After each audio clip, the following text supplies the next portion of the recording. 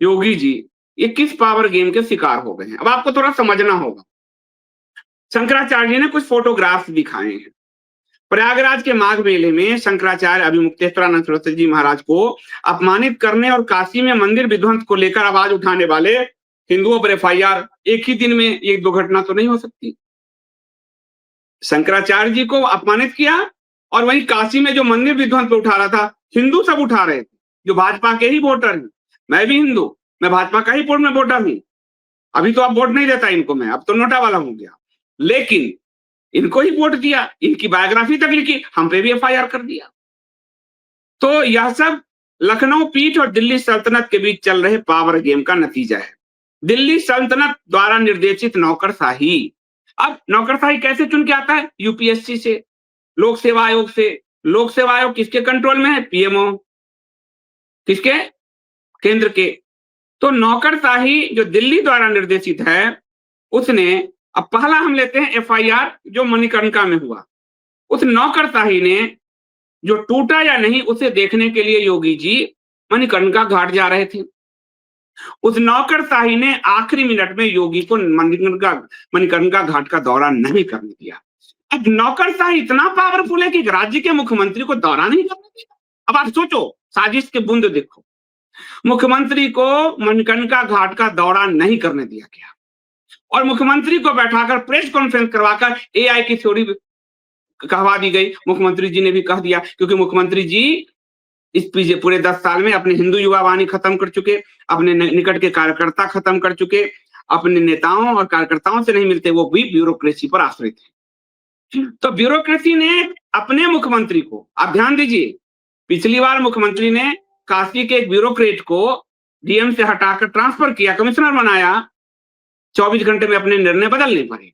इस बार मुख्यमंत्री जी मणिकर्णिका घाट पर दौरा करना चाहते थे कि कहां टूटा, हम अपनी आंख से देखें। यहां से इंदौर तक बवाल है, अहिल्याबाई माता का मूर्ति टूटा, शिवलिंग टूटने की बात है, गंगा माता का मूर्ति टूटने की बात है, हम देखना चाहते हैं। ब्यूरोक्रेसी ने कहा आप नहीं देख सकते, इनको दौरा नहीं करने दिया, इनको बैठा दिया प्रेस कॉन्फ्रेंस में और मुख्यमंत्री जी को पर्चा दे दिया, एआई का पर्चा पढ़वा दिया।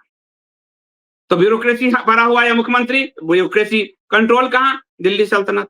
आगे बढ़ती है। उसके बाद इसी नौकरशाही ने शंकराचार्य जी को गंगा स्नान से रोका। बड़े बड़े अधिकारी, खुद गृह सचिव वहां मौजूद थे। जो शंकराचार्य जी ने फोटो जारी किया, खुद गृह सचिव जो मारो कह रहा था, गृह सचिव एक आईएएस कहां से नियुक्त होता है? दिल्ली सल्तनत। कहां से होगा? दिल्ली सल्तनत से।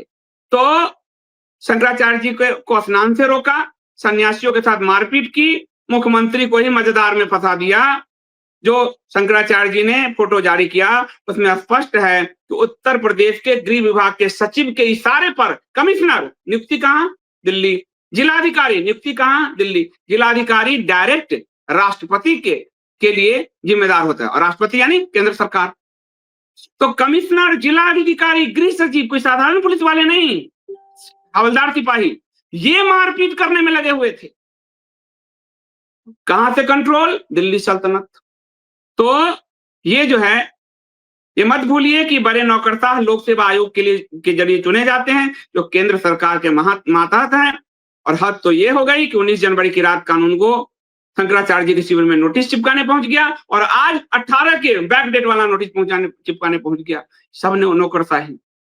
तो उत्तर प्रदेश में योगी आदित्यनाथ की हिंदुत्व की पूरी छवि को डैमोलिश कर दिया गया, पूरी तरह से। काशी में भी और प्रयागराज में भी एक झटके में इस नौकरशाही ने खत्म किया। ये नौकरशाही किसके इशारे पे काम कर रही है? क्या विपक्ष के या दिल्ली सल्तनत के? ये सवाल अनुत्तरित है आपके, आप सोचिए। अब इसमें क्या होता है, कुछ पॉइंट्स और देता हूं।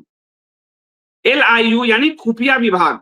खुफिया विभाग, अब जैसे ये कह रहे हैं कि शंकराचार्य जी जो है पालकी से जाइए, तो रथ रथ बोल रहे हैं, पालकी से जा रहे हैं।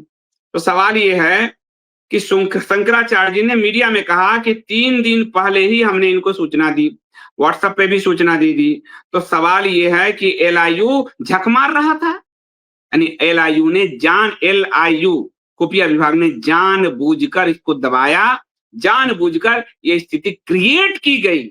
ये स्थिति बनी नहीं, ये स्थिति क्रिएट की गई। जब 3 दिन पहले शंकराचार्य जी नोटिस भेज चुके थे कि हमारा ये रूट है, जाएंगे, ठीक है। शंकराचार्य जी कैंप से निकले, उनको आगे आगे शंकराचार्य जी के जाते वही पुलिस वाले सब ले जा रहे थे, सब वही ले जा रहे थे। संगम नोच के पास भीड़ थी, सब वही ले जा रहे थे। हर बार हो रहा है। इस बार इस ब्यूरोक्रेसी में गृह सचिव आदि वहां पहुंचकर क्या कर रहा था? यानी निश्चित तौर पर इंटेलिजेंस और ग्राउंड मैनेजमेंट दोनों की ये संयुक्त साजिश थी जो ब्यूरोक्रेसी के अंदर आती है, ठीक है। उसके बाद सेलेक्टिव टारगेट किया गया। अब देखिए वहां पे आपको मैंने अभी बता ही दिया कि नकली शंकराचार्य जिनको सुप्रीम कोर्ट ने कहा ये शंकराचार्य नहीं लिख सकते, उन नकली शंकराचार्यों के शिविर लगवा रहे हैं, उनके साथ ये मिल बैठ रहे हैं, सब कर रहे हैं। लेकिन ये पुराना फोटो है, 24 का ही है, अभी का नहीं है, वरना इसको भी कह देंगे तो पुराने फोटो को आज यूज किया, एआई वाले लोग हैं। ये पुराना फोटो है जी, 24 के मार्ग में लिखा है, ठीक है। तो उन फर्जी शंकराचार्यों को तो व्यवस्था दी और इनको सेलेक्टिव टारगेट किया पूरी तरह से। क्यों किया? कारण एक, गौ हत्या बंदी का सबसे बड़ा आंदोलन अभी देश में चल रहा है, तो वो शंकराचार्य अभिमुक्तेश्वरानंद सरस्वती जी महाराज के नेतृत्व में चल रहा है। नॉर्थ ईस्ट से लेकर सब जगह, नॉर्थ ईस्ट में भी इनको घेरा गया था, इनको हवाई जहाज से नहीं उतरने दिया गया था, इनको एयरपोर्ट से लौटा दिया गया था। तो गौ, क्योंकि बीफ से पैसा और चंदा दोनों भाजपा ले रही। बीफ को लीगलाइज्ड पहली बार भाजपा के शासन ने किया, मोदी सरकार ने, मिथुन को लीगलाइज्ड करके। और जिस पर सुधांशु त्रिवेदी, गाय हमारी ये वाली गाय माता है, वो माता नहीं है, वो तर्क करता घूमता है, तो आपको दिख गया है। तो बीफ, तो उस पर आघात ये हो रहा है। पहला तो कारण यही है। दूसरा कारण क्या है? दूसरा कारण है कि पिछले जो कुंभ में भगदड़ में सबसे प्रखरता से आवाज इन्होंने उठाई थी, मुख्यमंत्री का इस्तीफा तक मांगा था शंकराचार्य जी ने, और जिसके कारण जो इतने लोगों की मौत को दबाया जा रहा था, चीजें सामने आई। तो दूसरा कारण आपको ये है। और तीसरा कारण है कि अकेले संत हैं, अभी देश भर में दौरा कर रहे हैं। एक शंकराचार्य मतलब चारों के प्रतिनिधि हैं, समझ लीजिए, जो दब नहीं रहे, मुखरता से बोल रहे, दब नहीं रहे, ठीक है। ये हो गया। अब एक नया पॉइंट आपको दे रहा हूं, ये समझ लीजिए। ये संघ ने एक सर्वे कराया है। संघ ने 2027 में यूपी चुनाव से पहले एक सर्वे किया गया और ये संघ के कार्यकर्ताओं ने किया है। ये ग्राउंड रिपोर्ट है, मुझे इसमें संघ के कार्यकर्ता से ही बात हुई है। और इस संघ ने ये जो आंतरिक सर्वे कराया, उसमें माना गया है कि यूपी की योगी सरकार से ब्राह्मण नाराज। ब्राह्मण का वोट करीब 12% है वहां। अब सवाल ये है कि अगर ब्राह्मण नाराज हो तो प्रसन्न करना है, वोट ना कटे। तो ब्राह्मण को और नाराज करने के लिए कुचक्र कौन रच रहा है? अब आप समझिए, उस नाराजगी में ये आग में घी का काम किया या ठंडा करने का काम किया? प्रशासन के कुछ अधिकारी जानबूझकर इस आग में घी डाल रहे हैं और सरकार और ब्राह्मणों के बीच खाई पैदा कर रहे हैं। और सोशल मीडिया में संघी शुरू कर चुके हैं, क्षत्रिय बनाम ब्राह्मण की लड़ाई शुरू कर दिया है।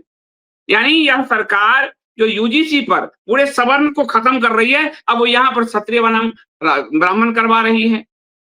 आप ध्यान से देखिए, पहले हिंदू मुस्लिम लड़वाया, फिर आपको हिंदुओं को अपने भीमयान हिसाब चुकता दलितों से लड़वाया, फिर दलितों को ओबीसी से लड़वाया। सबसे ज्यादा एसटी एक्ट ओबीसी पे लगा है। अब ओबीसी दलित को मिलाकर सवर्णों पर यूजीसी एक्ट में लड़वा रहे हैं और यहाँ ब्राह्मण राजपूत में लड़ाई लगवा रहे हैं। तो ये कौन कर रहा है? ये सवाल आपके पास हम छोड़ जाते हैं कि आखिर ये लखनऊ पीठ और दिल्ली सल्तनत के बीच किसी रस्साकसी का नतीजा है या ब्यूरोक्रेसी को उसी विपक्ष के हाथ में खेल रहा है? ये आप अपने विवेक पर निश्चित कीजिए।